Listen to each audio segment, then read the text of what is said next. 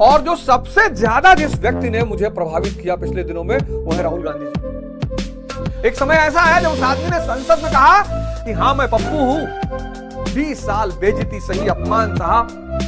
कई बार तो हम ही ने कमेंट किया। सामने एग्जाम्पल है आपके, आप भी संघर्ष से बचोगे नहीं। कोई नहीं बचा यार, कोई बचा ही नहीं। सामने घटना घट रही है, तुम देख रहे हो। बस राहुल गांधी तैयारी ना छोड़ें।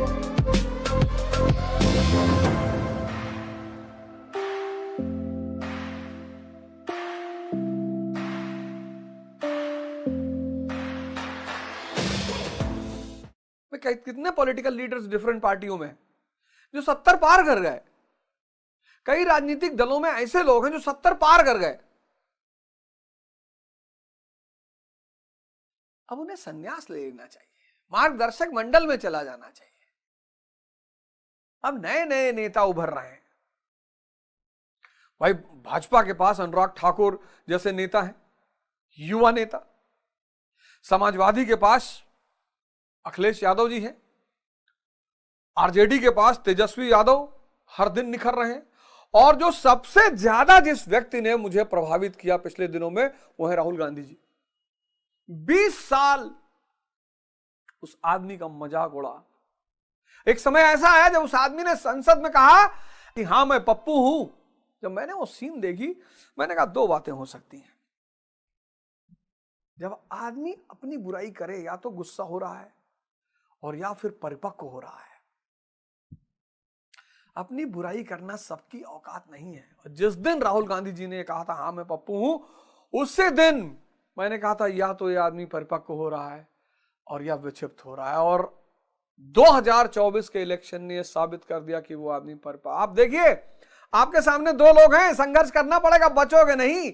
नरेंद्र मोदी जी ने अपने जीवन के आरंभ में किया, आज फसल काट रहे हैं। राहुल गांधी जी ने अब किया।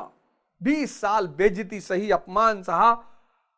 कई बार तो हम ही ने कमेंट किया, लेकिन वो आदमी साधना करता रहा, करता रहा, करता रहा, चलता रहा, घूमता रहा, मिलता रहा, लोगों से गले लगाता रहा और प्री निकल गया उस आदमी का 2024 में। इस बार की कट ऑफ 90 प्लस जाएगी। 99 सीट उस आदमी के पास है। प्री निकल रहा है उस आदमी का। और 29 में अगर ऐसे ही वो साधना करता रहा व्यक्ति, तो मेंस भी निकलेगा और इंटरव्यू भी निकलेगा। बस राहुल गांधी तैयारी ना छोड़ें। अगर इस तरह से साधना वो करते रह गए तो 29 में उनका मेंस भी निकलेगा और इंटरव्यू भी निकलेगा। सामने एग्जाम्पल है आपके। आप भी संघर्ष से बचोगे नहीं। कोई नहीं बचा यार, कोई बचा ही नहीं।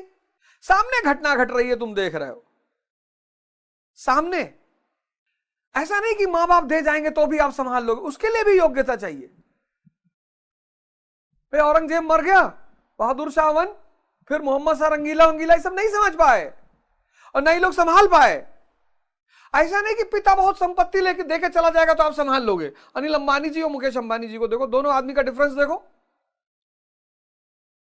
ऐसा नहीं कि कोई तुम्हें एक दिन उठा के गद्दी पर बैठा देगा तो तुम राजा बन ही जाओगे। तपना पड़ेगा, जलना पड़ेगा, कोई रास्ता ही नहीं है। सबकी वही नियत है। लेकिन जब ध्यान की शुरुआत होती है तब आपको एक बार समुद्र मंथन को पढ़ना पड़ेगा। यही है ध्यान की शुरुआत, यानी समुद्र मंथन। ये कहानी सबने सुनी, मंथन। ध्यान की शुरुआत यानी समुद्र मंथन। मैं कहता हूं ना, हिंदू संस्कृति एक जबरदस्त, उसकी वजह क्या है? उसने दर्शन को कहानियों में डाल दिया। लोगों ने क्या किया? कहानी पकड़ के बैठ गए। वह प्रकट कृपाला दीन दयाला कौशल्या हितकारी।